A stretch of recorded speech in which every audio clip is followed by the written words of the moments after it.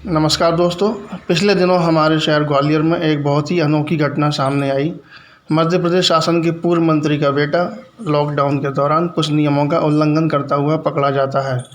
वह परिवार के रसूख का हवाला देकर पुलिसकर्मियों से बहस करता है, अपशब्द भी कहता है। उसका परिचय जानकर पुलिसकर्मी क्षमा याचना करते हैं और उसे जाने देते हैं। उन पुलिसकर्मियों को सबक सिखाने का इरादा लिए हुए जब वह घर पहुंचता है तो लड़के की उम्मीद के विपरीत उसके पिता उसे घटनास्थल पर ले जाकर न सिर्फ माफ़ी मंगवाते हैं बल्कि चालान अदा कर रसीद भी प्राप्त करते हैं। इतना ही नहीं, प्रायश्चित करवाने के लिए अगले दिन वो उस लड़के से सड़क और सार्वजनिक शौचालय भी साफ करवाते हैं। सार्वजनिक जीवन में आदर्श की नई मिसाल कायम करते हुए माफ़ी मांगते हुए वीडियो बनाते हैं और उसे सोशल मीडिया पर शेयर करते हैं। यानी वो लड़का और उसके रसूखदार पिता खुलेआम स्वीकार करते हैं कि गलती हुई, उसका जुर्माना भरा गया और प्रायश्चित भी किया गया। पर नियमों का पालन कराने के लिए जिम्मेदार पुलिस विभाग का रवैया इस मामले में हैरान कर देने वाला है। पुलिस अधीक्षक महोदय हों या थाना प्रभारी या फिर उस समय तैनात रहे पुलिसकर्मी, सभी एक स्वर से ऐसी किसी घटना के होने से ही इनकार कर रहे हैं। लड़के की गलती को स्वीकारने की बजाय वो उस व्यक्ति को ढूंढ रहे हैं और सबक सिखाना चाहते हैं जिसने उस घटना का वीडियो बना लिया। हमारी आज की चर्चा इसी घटनाक्रम के बारे में है। आप हमारे साथ बने रहिए।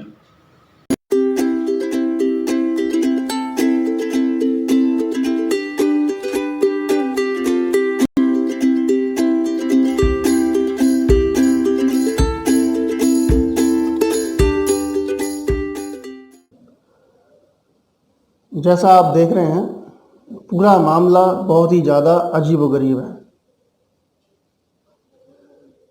जिससे गलती हुई वो स्वीकारता है कि उससे गलती हुई। उसका परिवार भी इस बात को स्वीकारता है, क्योंकि वो परिवार राजनीतिक पृष्ठभूमि से जुड़ा हुआ है और जन सेवा, समाज सेवा के क्षेत्र से जुड़ा हुआ है। तो कहा जाना चाहिए कि उसने एक बहुत बड़ा आदर्श स्थापित किया। आमतौर पर रसूखदार परिवार, जिन्हें हम दबंग परिवार भी कह सकते हैं, पॉलिटिकली, सोशली, इकोनॉमिकली जो भी ताकतवर परिवार होते हैं वो अपने को कानूनों से ऊपर मानते हैं और कानून का उल्लंघन करने में उन्हें एक अलग तरह का एडवेंचर आता है। लेकिन यहाँ वास्तव में बहुत ज़्यादा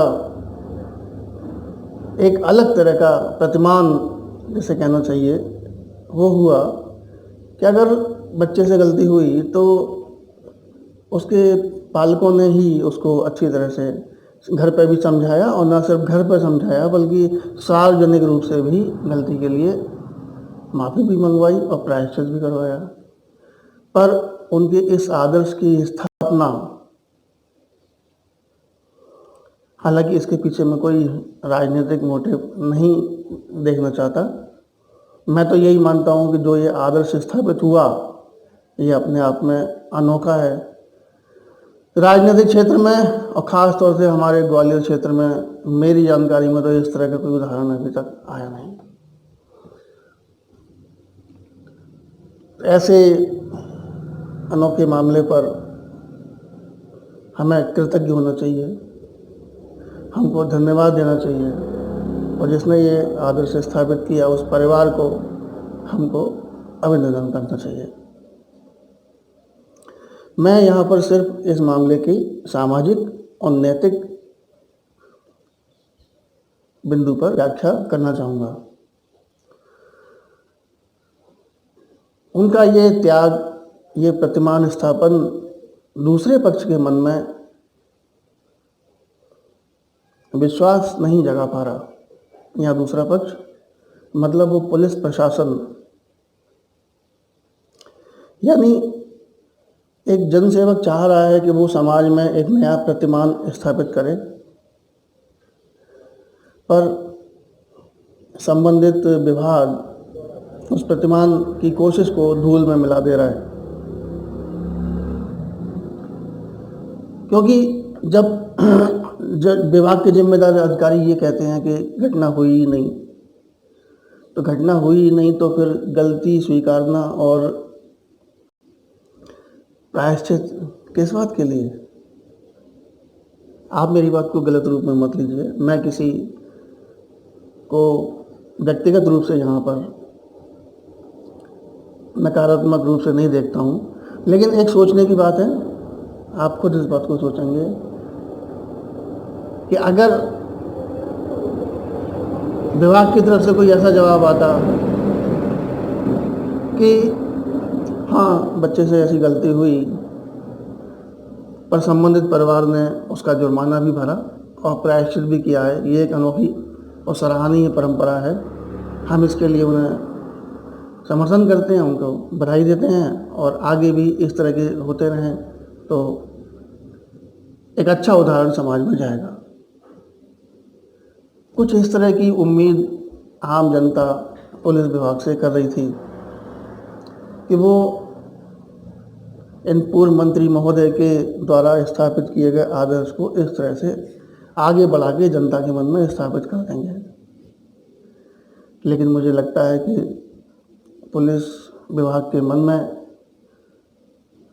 जनसेवकों और दबंगों के प्रति जो डर बैठा हुआ है, ये आदर्श का स्थापन उस डर को दूर नहीं कर पाया। मैं समझ सकता हूँ कि पुलिस विभाग राज्य सरकारों के अधीन रहता है, तो कई बार उन्हें स्थानीय और शासन में स्थित ताकतवरों के मन के अनुकूल कार्य करने पड़ते हैं, पसंद हो या ना पसंद हो। कई बार ऐसा होता है कि अगर कोई अधिकारी या कर्मचारी कुछ अपनी सीमाओं से अधिक ड्यूटी निभाने की कोशिश करता है तो उसको तरह तरह से प्रताड़ित किया जाता है, दूसरे विभागों में भेज दिया जाता है, ऐसी जगहों पर पोस्टिंग कर दी जाती है जहाँ पर रूखा सूखा खा के दिन काटने पड़ते हैं। मैं मानता हूँ इस वजह से पुलिस विभाग प्रेशर में रहता है, ये भी कुछ हद तक सही है कि ऐसा होता है, पर यह तो एक दुर्लभ मौका था। आम जनता के मन में पुलिस विभाग की जो छवि है उसको बेहतर बनाने का एक बहुत सुनहरा मौका था। लेकिन यहाँ हुआ क्या? यहाँ जो हमारे एसपी महोदय हैं, हमारे थाना प्रभारी महोदय हैं, या हमारे वो स्टाफ जो उस समय घटना स्थल पर ड्यूटी में लगे हुए थे, सभी हिम्मत नहीं जुटा पा रहे ये स्वीकार करने की कि ऐसी घटना हुई। पूरे की पूरी वीडियो में लड़के का पूरा परिचय जानने के बाद बड़े दयनीय स्थिति में वो हाथ जोड़ते हुए नजर आते हैं। लड़का अकड़ता जा रहा है, वो गिड़गिड़ाते जा रहे हैं, उसे मनाने की कोशिश कर रहे हैं, मामले को टरकाने की कोशिश कर रहे हैं। इस तरह की बात देखते हुए नजर आते हैं। उसके बावजूद पुलिस विभाग की तरफ से बयान आता है कि कोई विवाद नहीं हुआ, लड़के के द्वारा कोई बदतमीजी नहीं की गई। यहाँ मैं फिर कह रहा हूँ कि हम लड़के की गलती को हाईलाइट करने के मूड में नहीं हैं। हम ये कहना चाह रहे हैं कि जो हुआ उसको स्वीकार लो, यहाँ हुआ पर अब मामला समाप्त हो गया, स्वीकार नहीं रहे। संबंधित एसपी साहब का बयान आप देख सकते हैं, संबंधित टीआई साहब का बयान आप इस मामले में देख सकते हैं। कुछ लोग तो उस आदमी को ढूंढने में लगे हैं जिसने वीडियो बना लिया।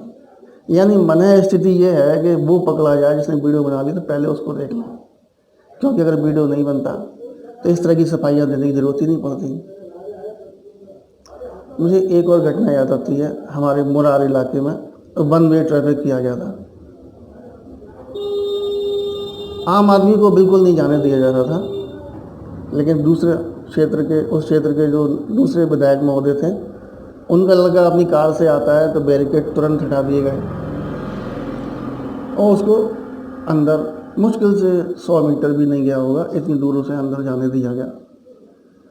और उसको जाते देखकर जब कुछ साइकिल वालों और दोपहिया वाहन वालों ने जाने की कोशिश की, उनको बुरी तरह से फटकार के और मारपीट करके भगा दिया गया। मतलब हम चेहरा देखकर थप्पड़ मारते हैं, अगर चेहरा दमदार है तो हम थप्पड़ नहीं मार सकते, हम सिर्फ उसकी लू लू लू कर सकते हैं। चेहरा कमज़ोर है तो हम अपमानित भी करेंगे, थप्पड़ भी मारेंगे और सारा फ्रस्ट्रेशन भी उस गरीब पर निकाल देंगे। इस तरह की चीज़ें पुलिस विभाग की छवि को और ज़्यादा दागदार बनाती हैं। सभी लोग ऐसे नहीं हैं, बहुत सारे कर्तव्यपरायण भी हैं और ख़ास तौर से लॉकडाउन के दौरान ये ऐसा मौका है जब लोग पुलिस का वो रूप देख रहे हैं जो उन्होंने पहले कभी नहीं देखा। घरों पर सामान पहुंचाने का, गर्भवती महिलाओं को अस्पताल पहुंचाने का, वृद्धों के साथ मिलकर बर्थडे मनाने का, ऐसे बहुत सारे वीडियो आ रहे हैं। कर्तव्य निष्ठा से दिन रात थके होने के बावजूद अपने कर्तव्य निभाने का, अपने प्राणों की बलिदान देने का तमाम उदाहरण आ रहे हैं। अगर इस घटना से स्थानीय पुलिस प्रशासन इसी तरह के कोई एग्जाम्पल सेट कर पाता तो वास्तव में ये दुर्लभ मौका था, लेकिन ये मौका हाथ से चला गया। हमारे नेताजी का त्याग और आदर्श की स्थापना का प्रयास उनके मन में इतना विश्वास नहीं जगा सका और मामला टाइम टाइम पे सो के रह गया। दोस्तों, इस बारे में आपके क्या विचार हैं, मुझे ज़रूर बताइएगा। हो सकता है आप सहमत हो सकता है कुछ बातों से आप असहमत हों। आपकी जो भी राय है मुझे ज़रूर बताइएगा। और इस तरह की वीडियो अगर आपको पसंद आते हैं तो चैनल को सब्सक्राइब जरूर कर लीजिएगा, क्योंकि इस तरह की चर्चाएं अब इस चैनल पर हमेशा जारी रहेंगी। हम मिलते रहेंगे। धन्यवाद। नमस्कार।